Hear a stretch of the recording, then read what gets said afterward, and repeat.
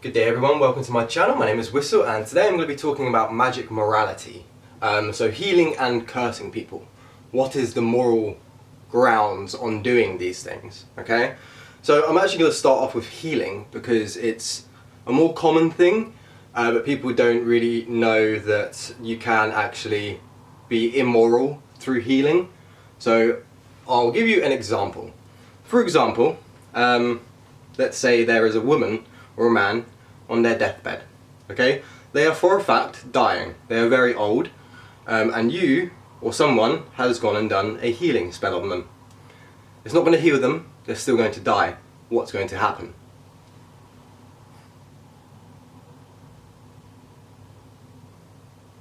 It's going to prolong their death and make them suffer for longer. Yes, healing spells can make people suffer. Yes.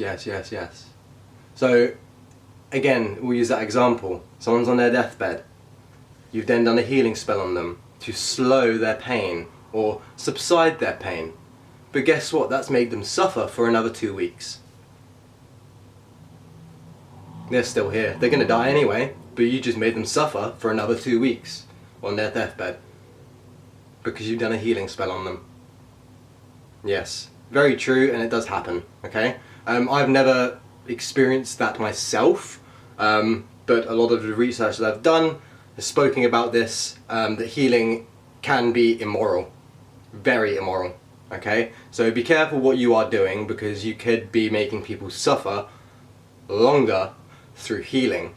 Now, the reason I've mentioned this is because I used to be in a few different kind of Facebook groups when I was using Facebook a bit more. That was kind of in 2012. I was like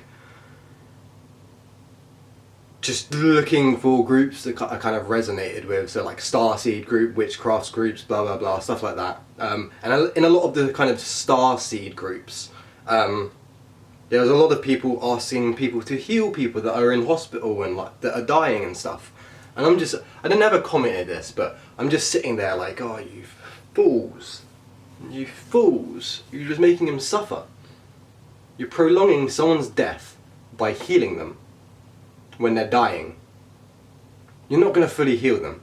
You're going to need to do like some crazy like bloodletting, self-bloodletting, or like if you want to go like really deep into like left-hand path. I'm a vegan, so I don't do animal sacrifice. I still bloodlet myself.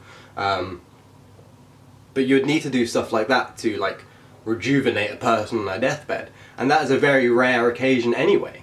So just be careful with healing magic, okay? So now I'm going to move on to curses. So these are the two main things people think about when they hear magic: healing and hurting, okay?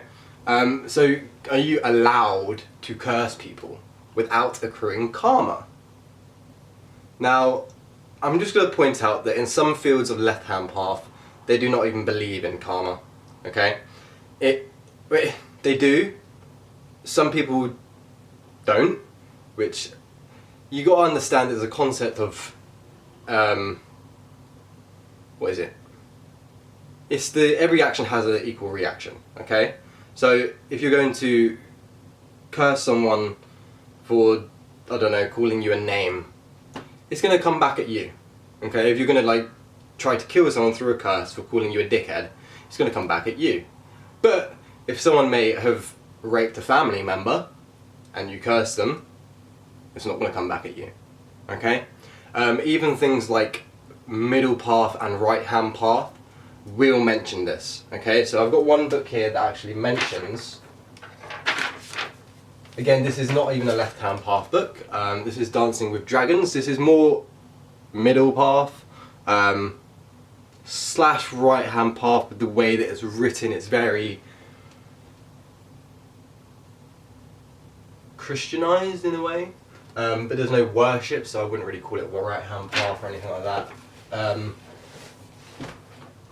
But that book even mentions that you can do curses on people if they deserve it.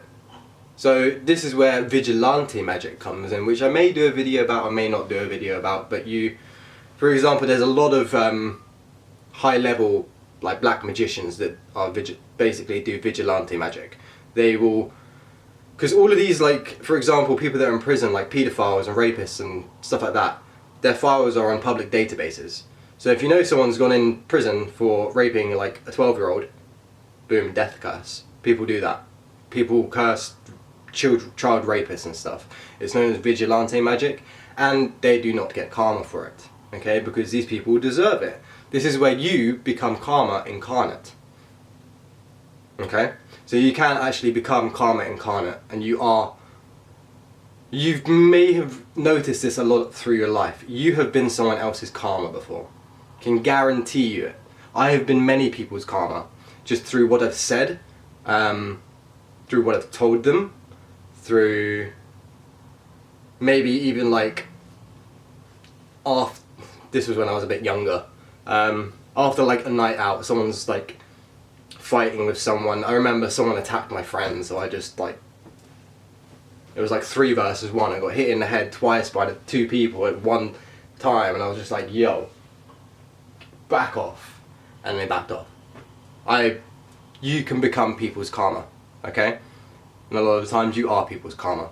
So this is a small video on the magic morality behind healing and cursing.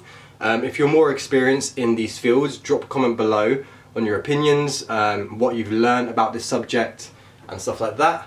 But this is just for some kind of new, if you're new into the field, or if you're kind of interested in magic, okay?